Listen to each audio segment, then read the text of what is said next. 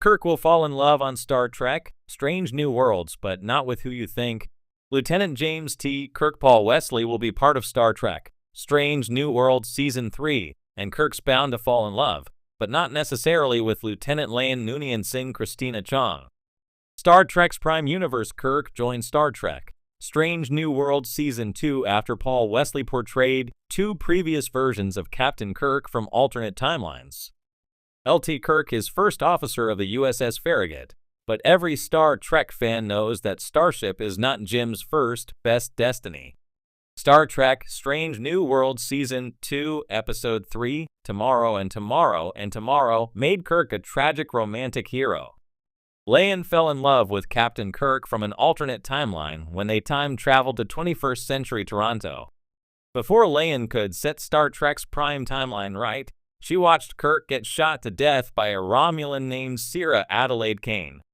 Later in Strange New Worlds Season 2, Lieutenant Kirk beamed aboard the USS Enterprise for the first time and meets Ensign Nyota Uhura Celia Rose Gooding and Lieutenant Spock Ethan Peck, as well as Lian in person. In doing so, Kirk also meets what will become the most important woman in his life. Kirk's true love affair will start on Star Trek, Strange New Worlds, with the Starship Enterprise. Star Trek, Strange New Worlds Season 3 should begin Lieutenant James T. Kirk's love affair with the Starship Enterprise in earnest. Kirk was already dazzled by the Constitution-class starship when he came aboard in Strange New Worlds Season 2, Episode 6, Lost in Translation. Jim was distracted by helping Ensign Uhura during the episode, but the seed was planted for Kirk's love for the Enterprise. Jim certainly immediately felt at home aboard the gleaming flagship of the United Federation of Planets. Paul Wesley is confirmed to be back as Lt. Kirk for Star Trek, Strange New Worlds Season 3. While Wesley's episode count is unknown, the more time Kirk spends aboard the USS Enterprise, the faster and easier it will be for Jim to fall in love with it. After all, the Starship Enterprise is his destiny as captain. Lieutenant Kirk doesn't know it yet, but Strange New Worlds creative team certainly does, and building toward Kirk becoming the Enterprise's master would be logical. It's also possible that Lieutenant Jim Kirk and Lieutenant Lian Noonien Singh could bond into a love affair in Star Trek, Strange New Worlds Season 3. La'an's attraction to her doomed Captain Kirk carries over to his prime timeline doppelganger, and Jim has confessed he also feels magnetism toward Lian. Kirk also admitted he has a pregnant girlfriend named Carol, but close proximity to Lian every time he comes aboard the Starship Enterprise should prompt them to explore their mutual attraction. Indeed, a Kirk and Lian love story in Strange New Worlds Season 3 seems inevitable and is even encouraged. But fate and Star Trek canon are against Lian and Kirk as a couple. Lian is nowhere to be found years later when Kirk becomes captain of the Enterprise, and Jim never speaks of her, not even when her evil ancestor, Con Noonien Singh Ricardo Montalban, comes aboard. Instead, it's the Starship Enterprise that eventually receives Kirk's devotion. Why the Starship Enterprise is Kirk's true love in Star Trek. Captain James T. Kirk William Shatner earns a reputation as a womanizer in Star Trek, the original series, but no female human or alien comes before the Starship Enterprise in Kirk's eyes. Captain Kirk is completely dedicated to his starship and his crew. Despite Jim's myriad relationships and one-off romances, Kirk's identity and sense of self is synonymous with his position as captain of the Enterprise. Kirk dedicates his entire life to Starfleet in general and the Enterprise specifically. No flesh and blood woman can ever compete with Kirk's Enterprise. If there's one immutable truth in the Star Trek canon, it's that James T. Kirk is a man of passion, duty, and the occasional ill-advised romance.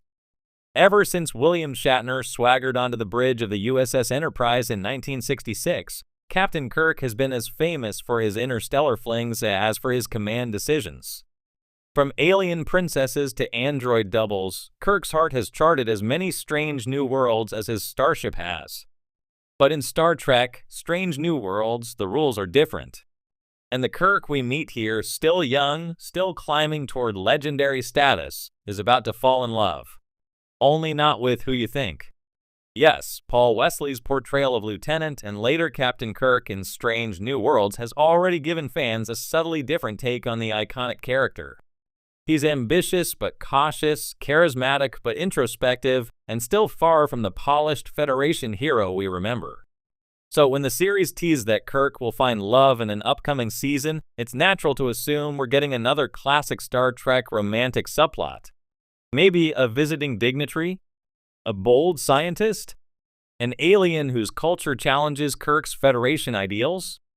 But the show has something more surprising and far more poignant in mind. Because the person Kirk will fall for isn't a fleeting love interest. It's the Enterprise herself. Bear with me.